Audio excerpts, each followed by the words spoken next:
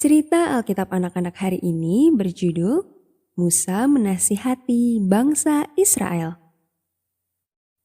Ayat hafalan cerita Alkitab anak-anak kali ini berasal dari Ulangan 11 ayat 13. Musa memandang dengan penuh kerinduan ke Kanaan, tanah perjanjian Tuhan. Musa sedih karena dia tidak akan pergi ke sana. Musa memohon kepada Tuhan untuk membiarkan dia memasuki tanah Kanaan itu bersama orang-orang Israel. Tetapi Tuhan berkata kepada Musa, "Jangan bicara tentang ini lagi. Engkau boleh melihat negeri itu, tetapi engkau tidak akan memasukinya." Jadi Musa tidak memintanya lagi kepada Tuhan. Dia menerima hikmat dan kehendak Tuhan. Akan tetapi, sekarang Musa berpikir tentang orang-orang Israel.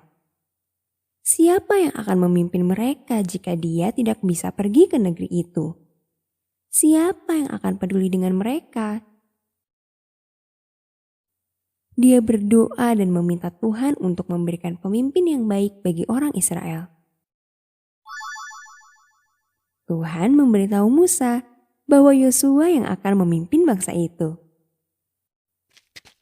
Yosua telah bekerja di samping Musa sejak Harun meninggal. Musa tahu bahwa Yosua adalah orang yang bijaksana dan beriman. Jadi, Musa senang dengan pilihan Tuhan ini. Tuhan memiliki satu hal terakhir yang harus dilakukan Musa. Bertahun-tahun telah berlalu sejak orang pertama kali mendengar 10 perintah di Sinai. Sebagian besar orang dewasa yang hidup sekarang adalah anak-anak kecil saat itu, atau bahkan belum lahir. Mereka tidak dapat memahami apa yang terjadi di Sinai. Hanya sedikit dari mereka yang cukup dewasa untuk mengetahui apa artinya. Jadi, Tuhan menyuruh Musa untuk menyatakan hukum-hukum ini sekali lagi. Tuhan ingin umatnya mengikuti hukumnya saat mereka menetap di negeri baru mereka. Maka Musa memanggil dan mengumpulkan semua orang Israel. Wajah Musa diterangi dengan cahaya suci. Matanya yang jernih dan bijaksana memandang ribuan orang yang berdiri di hadapannya. Ini adalah kata-kata terakhirnya pada mereka. Dengan penuh keharuan, Musa mulai mengulangi sejarah bangsa Israel. Mereka pernah menjadi budak di Mesir, dan Tuhan telah menyelamatkan mereka. Musa mengingatkan mereka tentang mukjizat-mukjizat besar yang telah dilakukan Tuhan Allah bagi mereka.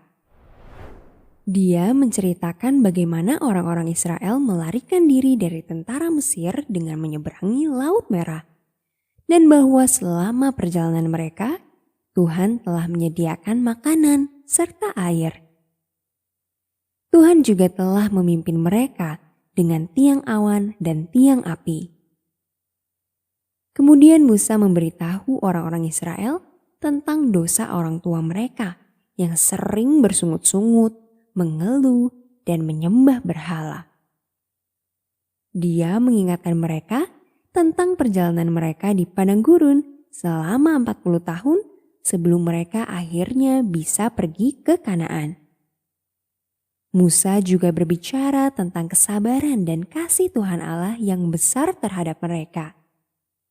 Ia berbicara tentang pengampunan dan kasih karunia Tuhan.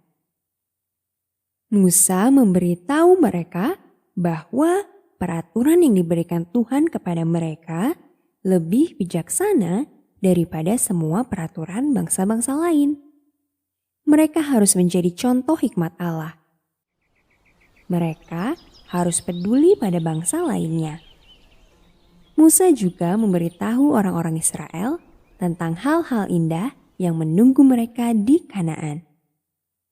Musa juga membahas hukum Tuhan bersama mereka. Dia sebenarnya masih takut orang-orang Israel akan lupa dan menjauh dari Tuhan. Jadi, dia mengingatkan mereka tentang berkat luar biasa yang akan menjadi milik mereka jika mereka menaati Tuhan. Ia menceritakan tentang berkat makanan, keluarga bahagia, pemimpin yang baik, dan perlindungan dari musuh ketika mereka menaati Tuhan.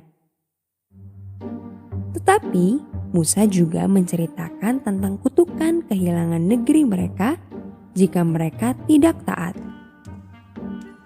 Mereka tidak akan memiliki kedamaian atau keamanan.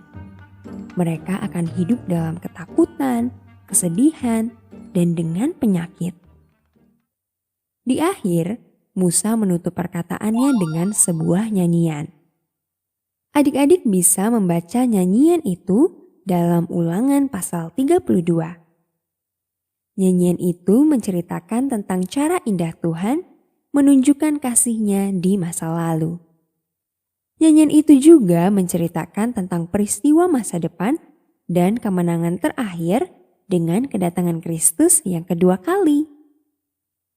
Musa berkata, "Perintahkanlah anak-anakmu untuk melakukan semua perkataan hukum ini dengan setia.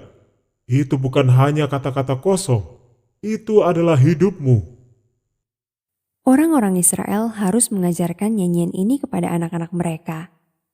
Mereka harus selalu mengingatnya. Itu akan membantu mereka mengingat apa yang telah Tuhan lakukan bagi mereka.